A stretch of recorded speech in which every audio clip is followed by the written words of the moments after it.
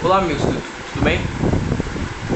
Como vocês podem ver aí na câmera, esse é o Xbox 360 Slim, um controle, veio com o Kinect Adventures e eu comprei separadamente o Battlefield 3. Se eu não me engano, ele não é edição especial. Tá, o meu Xbox, vou mostrar aqui a caixa, ele é uma edição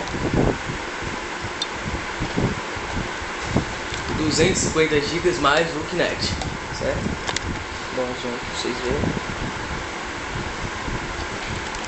Foi comprado na loja Saraiva por R$ 1.299, sem o HDMI de R$ 40 e sem o Battlefield 3 de 200, certo?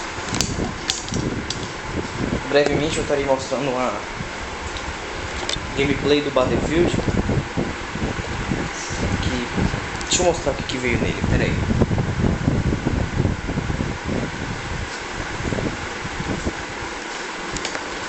Battlefield, tá. Muito bonita a capa. E assim, esse é o primeiro Xbox que eu tenho de todos, tá? Não tenho muitos jogos, né? Primeiro eu tenho Play 3 eu tenho 10 jogos. Aí aqui ele vem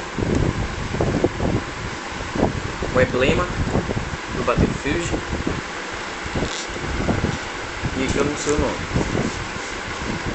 Aqui fica o CD do multiplayer e aqui o single player.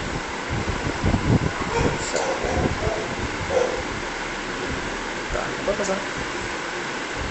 E o multiplayer tá ali dentro.